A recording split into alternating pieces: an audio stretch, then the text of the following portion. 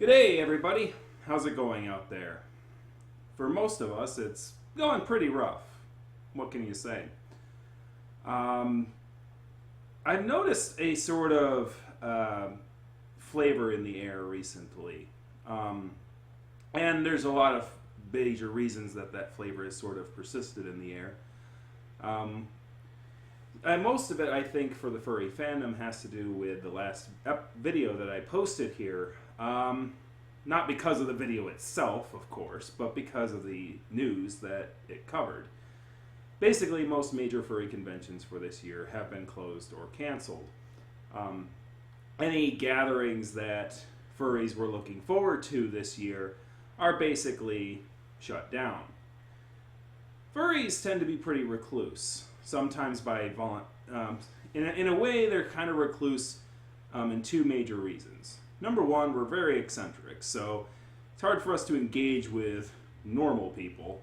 And because it's very hard for us to engage in normal people, we tend to wait until we get to other eccentric people like ourselves to have our little discussions and talking. And conventions was a great way for us to do that. And furries are spread pretty thin across the world. There are little hubs here and there of like a handful of furries. But for the most part, we're pretty spread out.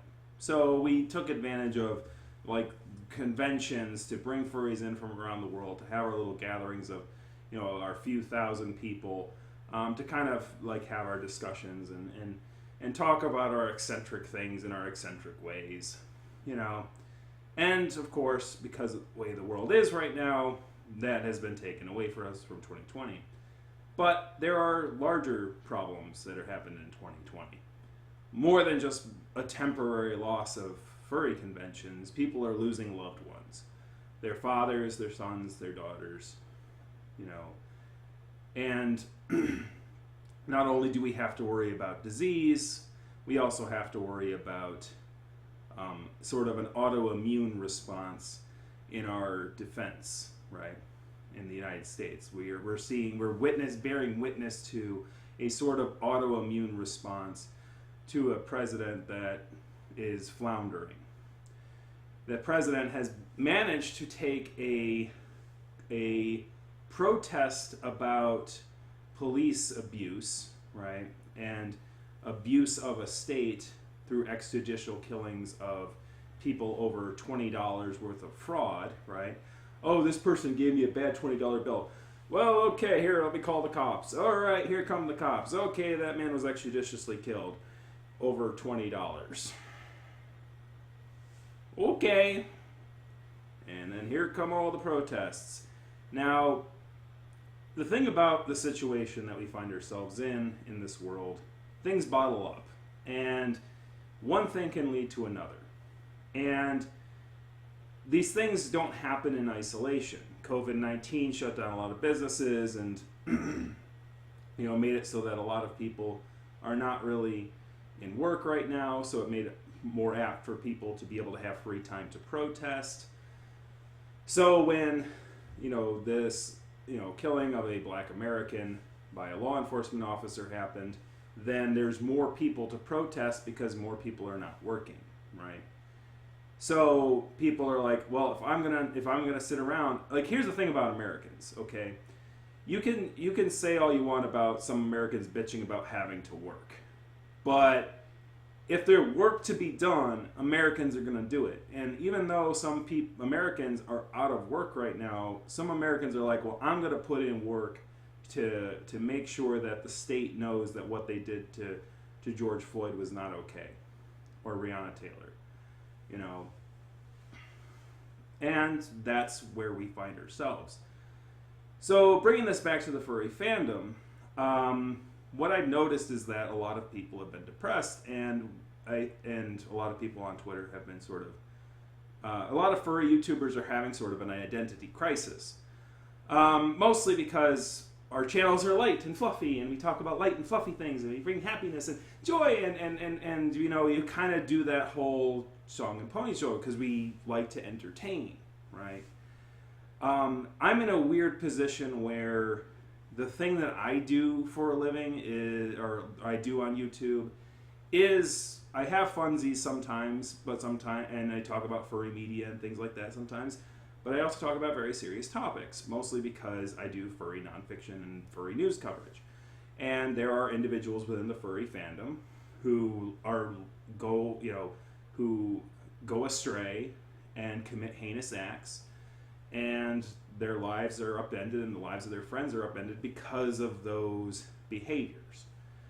And a good way to prevent becoming a victim of those behaviors is to discuss those behaviors, where they come from, how they make their way there, and what you can do.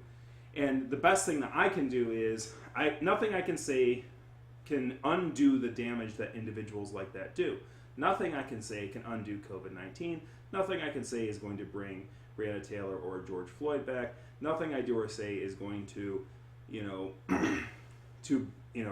undo the damage of animals who are abused by individuals or people who commit crimes in this furry fandom or in my community. That's the thing you have to understand as a person who's writing the news, is that you cannot change the past. What you can do is discuss the past so that you can use it as a lens for the present to help try to make a better future. That is your job. That is the thing that you can do. So, but that's the role of a nonfiction writer. So, the thing that the biggest time I noticed that this sort of identity crisis was happening with, furry YouTubers was one blue bird of happiness. And I guess I'll say their name, Adler the Eagle, right? So Adler the Eagle has a YouTube channel on this platform where they give little nice slice of life stories and small town stories. As somebody who grew up in a small town place like myself, I find a lot of comfort in those videos. I find that their storytelling is very good, and I like their animations. They talk about simple things, simple pleasures, and they do it in an entertaining manner, right? And they talk about stories of their life and experiences that are kind of like non sequitur, not really, it's just slice of life moments that he does very cheeky and very fun. And obviously it's hard to make content like that in a world where so much is going on, and the very foundation of people's feeling of safety and comfort and joy are in sort of a quaking manner. Similarly, I've seen YouTubers, some very popular YouTubers, start to question their personas and say, "Hey, I want to change up my persona to this new character." I could tell you that's normal. Okay, I was never always a red kangaroo character. I never always talked to a camera this candidly, right? I was very much introvert, very, very introvertive. I'm still pretty introvertive, but I'm getting better at it, and this is sort of one of the goals of this channel. So people come at things for a different reason, right? And if you find that a character that you played is not really you anymore, and you want to make it more toward you, then you should feel free to do that, right? Nothing lasts forever. People move from one thing to the other. I wrote fiction story. I wrote furry fiction stories up until 2014, right? And then nonfiction sort of took over my life, right? Because I found that nonfiction was something that a lot more people needed, or I felt there was a lot more thing that a lot more people were looking forward to. I don't begrudge the experiences that I had being a fiction writer. I wrote fan fiction, and heck, if you want, I could make, I could look at my fan fiction from 20 years ago and start reading it on here and then cringe at how bad I was at it, right? It's like, oh God, I'm so glad, I've learned a lot in 20 years. But that's sort of the whole thing. It's like stories like that, stories about experiences and joy and learning is always needed. It's always necessary. And even in the times that are trying, do not feel guilty about sharing those kind of stories, right? Don't feel guilty about it. Because I think the thing that really caused Adler to feel discomforted is that he said in his statement where he's saying, I'm not feeling that great, I really want things to get back to normal, right? He said those words. And those words, as I said, in the social political climate, have kind of had this conglomerate things merge. When a random person is telling you, like a random person on the street is, man, I really wish things would get back to normal. What they're talking about more often than not is the COVID-19 situation, is the pandemic situation, is the situation where, society has had to be put on hold because of incompetence, or because of incompetence of our governments, right? And they really want that situation to be done with, right? We want to get through it. We want to fix this situation. We want to kill that damn virus, and we want to move on.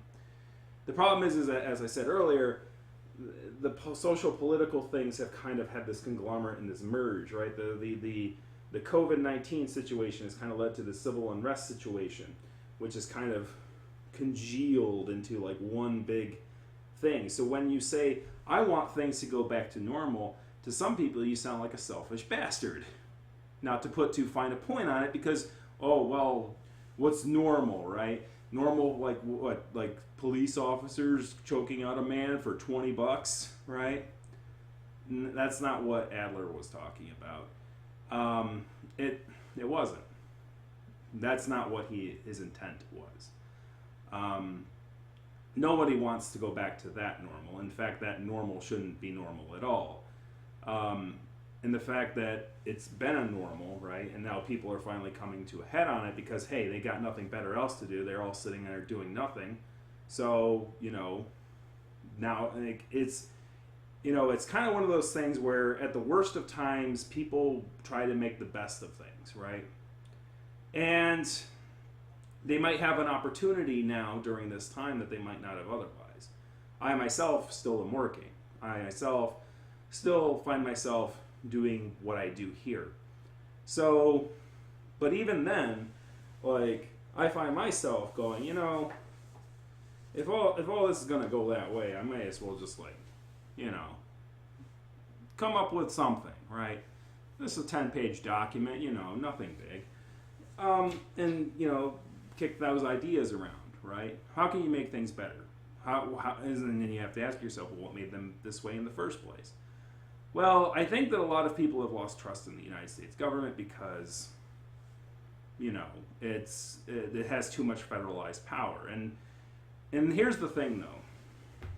I guess I won't get too much on that tangent because it's not really furry related right now. I can go over that in a future video. What I will say right now, though, is if you want to make things better, go at it. We only got one life to live, and we all have loved ones that we care about, and we all want people to be more accepting of one another, and we all want to not see people be hurt for being who they are.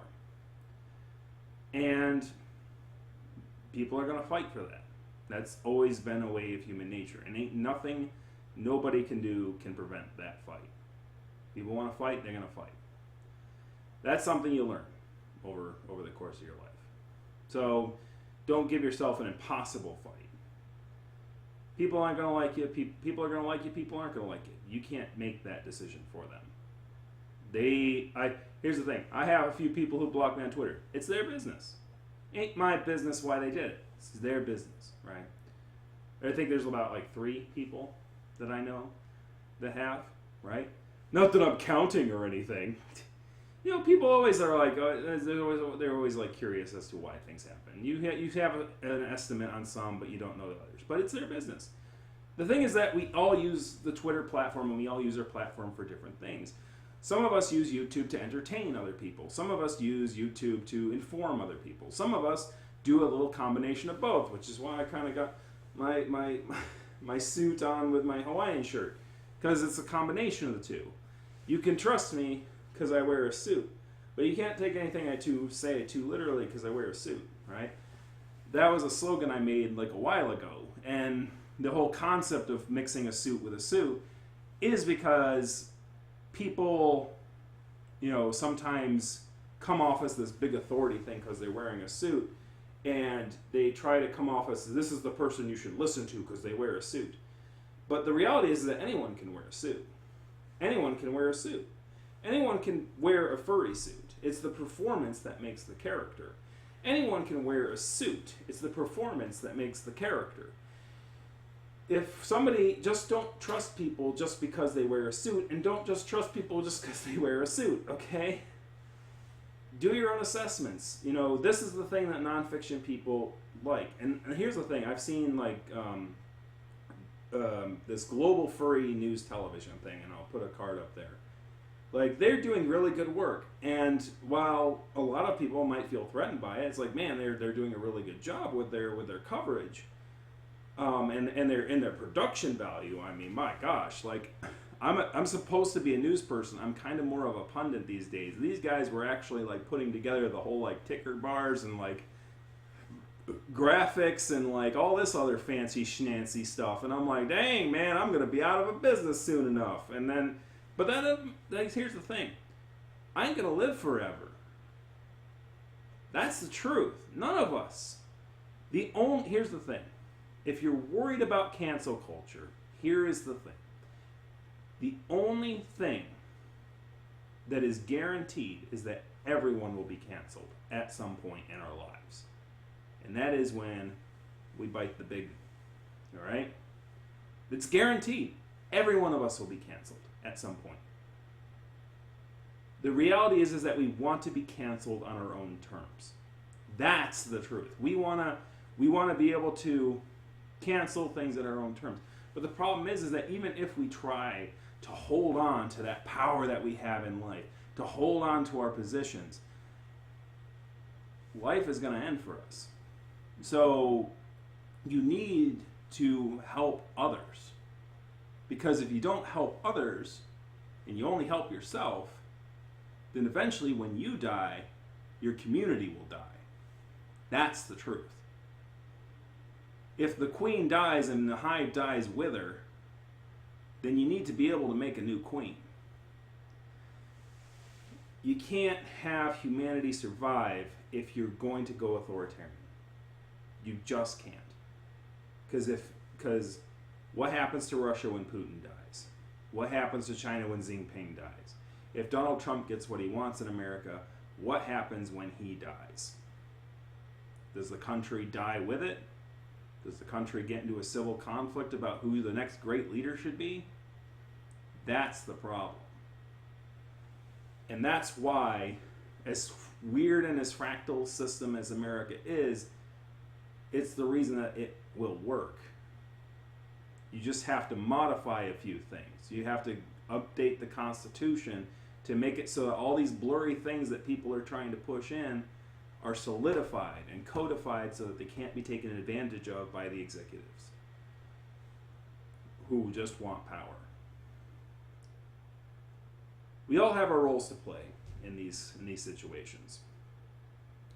People who are furry YouTubers who make silly YouTube videos, keep making silly YouTube videos.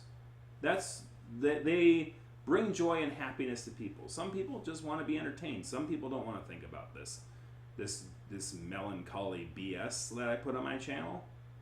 It's not very popular. It's not a popular thing. Plus, they're very long-winded. You should shorten it up and cut it up a little bit, man. But the truth is that eventually we will, like, we need to, in these times, we need something to look forward to. We need to say, here's what things are going to be when in the future. Here's the things that were, here's a way that they can be this way again, right? Do your part to make sure that it happens. Wear a mask. Kill this damn virus so that we can continue on. And get out there and vote and volunteer for polling stations. Do what you need to do, and I'll do what I need to do, right? And we'll talk about that in the future at some point, maybe. So, yeah, I think that's about it. I think that's just about where we need to discuss that. Just be patient with one another. We'll get through this. Know that there are some people who need to be yelled at and there's some people who don't. yelling at Adler that this normal shouldn't, this going back to normal going back to the status quo or going back to normal shouldn't be the thing that we do, is not in his purview. He's not a governor. He's not a person who's a politician. He's not somebody who's going to change and morphize this capitalist society of the United States into a socialist paradise. That's beyond his purview. That's a little bit beyond his purview, okay? Know who has the power. Know who doesn't. Know who you can talk to make things change for the better. Look for those people and be candid and be frank with them that they can do better. And give them advice on how to do better. Don't just give them a blank card and say, here's what our goals are. Here's what the thing is. Here's what our agenda is. You know, you get worried about the word called agenda, right? But having an agenda is a good thing. Being organized is a good thing. Having just standards that you want to see in life is a good thing. Because if you're open about it, if you're open about what your limitations are, then you won't have to worry about walking around eggshells on people. It's like, here's the things I stand for, here's the things I don't. I'd rather people be open and honest about those things. The thing is, like, one of the things that I've noticed over time is that as these kind of things go, people are a lot more, more pressured, right, under these kind of trying times. And because of that, we're all sort of on a short fuse, right? No one's immune to it. Everyone has it. And the reality is that since we're on that short fuse, like, it can be a lot more difficult to communicate with each other, particularly on the internet. But remember that when you're talking to people publicly, you need to understand that everyone's watching that conversation. And so you gotta, pick your battles and pick what you're gonna do lightly. I can have a whole video on social media etiquette and things like that. But what I'm saying is that if you've ever seen, I'm gonna change this one more thing into one more thing here. You ever seen Brand New Animal? It's an anime on Netflix. An interesting thing about that show is that, like, one of the big themes about that show is that it shows that, people who are deemed as second class can live their lives, can have joy and have happiness. Like, not every day is a pile of misery. It's like we only see the dark times, right, during this whole episode. Like, we see the dark times in life, right? We see the issues that they have to deal with, and we should absolutely do our best to lower those situations. But the reality about human beings is that even when we don't have a lot, we have each other. And because we have each other, we're kind of willing to put up with more than we usually do, right? It's like we don't worry about how much money we have. We don't worry about how much that guy has and how much this guy has. As long as we have each other, we're happy. And we can find happiness in our hobbies and in our lives and our communities, right? That's one of the biggest things about Brand New Animal that you kind of see. But the reality is that there's also a lot of that there is that underlying resentment. There is that underlying distrust of authority in people in that. And when that trust is betrayed, it can release a brand new animal, right? Being betrayed like that, being feeling that you have a social contract and that contract is broken, it releases a brand new animal. And as our government has been breaking that social contract in different ways, of saying that we're here to protect the citizens when they don't seem to be caring about us at all, right? You see that brand new animal come out. The issue here is that as our government, as our leader here of Donald, I think he stepped on the wrong thing, and he continues to step on all these little points. And I think that when the history books are written, I think that the one thing that the biggest mistake that I think will kind of ingrain him as sort of the worst president we've ever had is his violation of the 10th Amendment. Is taking a movement about these guys, this movement about Black lives and the importance that we don't extrajudiciously kill fellow citizens over minor crimes, and we shouldn't have these systems where certain Americans get punished heavily for crimes and others get little to no sentencing for more major crimes because of the color of their skin or because of because of those kind of things, right? That justice is balanced, that it's not a crapshoot, that it's not a roll of the dice, and where your color, your skin can be an extra dice or it weights the dice in a certain direction, right? That those things shouldn't be happening. He took that and he literally made it now about federal overreach and 10th Amendment violations with his actions in Portland.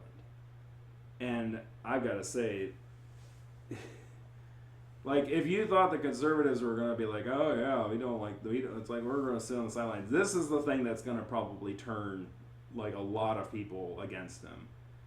And if he continues to do it across more cities, it's just going to become even more blatantly. My personal opinion on this thing is that it's not about crime. It's about intimidation of blue cities. It's about intimidating the urban centers before voting, in hopes of turning some of those blue states red, right? He wants to turn some of those blue states red. And how do you do that? Well, we try to stimmy things up and try to rile things up in the urban centers so that way you go, oh, polling's closed. No polling in the cities. Or no voting in the cities, I should say. Right? Is that something he would do? Probably. At the same time, it's sort of like, I think that but on the other hand, maybe it's more benevolent. That's the malevolent side, right? On the benevolent side, he might be going, well, I'm going to go into those blue cities with those blue mayors and show them how it's done. And if I do it right, then I'll be seen as a hero. And when we can say, hey, look, the Republicans are the group of law and order. These blue people have been doing it wrong the whole time, blah, blah, blah. And so he can see him as like the hero here. But the reality is that if the area are angry and are up in arms about a police state, bringing in more police ain't going to solve that problem. In fact, now like politically, the blue mayors have got a boogeyman that they can point to and go, hey, look over there. Things become complicated in this world because there's a lot of variables and those variables interact with each other. And politicians are sort of like these manipulators of Schrodinger situations where they're like, A can happen or B can happen, and if either happen, I'm going to figure out a way to spin it in my favor, right? That's what they're professionals at. So, that's what's going to happen. Anyways, I'm rambling about another topic here. But anyways, as far as the furry fandom is concerned, keep doing what you do, right? I talk about social political issues on this channel a lot. I talk about fandom issues and things like that. The reality is that for most furries, obviously we're going to have to deal with this human bullshit before we can get back to our furry bullshit. But spend your time doing, in these times, find the best advice I can give is find something to do to improve yourself. If you're sad about your body weight, pick up some exercise, right? Get some exercise. Run away from cops. I mean, don't do that. I mean, that's a good way to get cardio in, but you can do it at home first. Get yourself some, because you can't stand there like a rocket, take 2 baton things to the arm. I certainly couldn't do that. Okay, I would be bruised like a banana. I'd be like, my arm is dead. You killed my arm, man. That's not cool. I certainly wouldn't be able to take 2 batons to the things and pepper spray in the face. I would be like, I'm curling up into a ball and dying now. So here's the thing. Don't feel guilty about not going into positions that you can't do. We all have a role to play in improving our society. Don't feel bad because you can't, you wouldn't take a beating too well. Don't feel bad about that.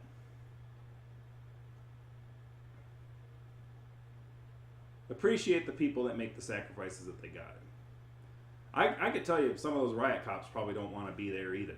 I could tell you some of those soldiers probably don't want to be there either. Some of these, there are some people who get some enjoyment out of that, and there's a special place in hell for y'all. Nobody should want to be in the situation that we find ourselves in, right? Where the populace is basically turning against the government and the government's turning against the populace, right? Where they are two animals coming at each other's throats and fighting for what they believe, right? Not a great situation to be in. But learn a lot of things, get a lot of things together, write a document up. I don't know, do whatever you want to do. We'll go over you later. You stay over there right now. But learn to write, learn to read, or take some time to read some books. Take some time to don't just watch YouTube all day, unless they're educational videos, which are important. But unless or cardio videos, to get that body workout that we talked about. Learn art. Pick up crafting. Well, that's more difficult these days because obviously materials. But pick up a hobby, pick up a thing, pick up a skill, get a skill, right? Learn a skill while everything's shut down, and then when the things open back up, you can be raring to go and get out there and get ready to pick up the pieces of the world. Because we've been here before. We've had our species have been here before. We've had to pick up the pieces from bigger messes than this before, and hopefully this mess doesn't become too much bigger, and that and all that. Hopefully the mess will be a moderate sized mess instead of a mega holy crap sized mess. But do what you need to do and keep doing what you do. And if you're making videos that are escapist and all like flowery and stuff, so be it. If you're making serious videos and talking about serious topics, do what you gotta do too. It takes all kinds to get through this. People still need an escape. People still need escapism. Or combine the two. Combined escapism with thought and identity. That's what furry fandom does best. Is combined elements of fun and escape with thoughts about the world that we live in and how to address the issues in it. I think that's always what I found one of our fandom's biggest strengths. We don't pull punches. We're not all furry fandom isn't all Disney rainbows and sunshine, right? Because here's the thing, and this will be my closing thought. Disney is like trying to open up their parks and go, nothing's wrong, everything is happy escapism. Woo! But furries understand that what's more important is family. What's more important is each other.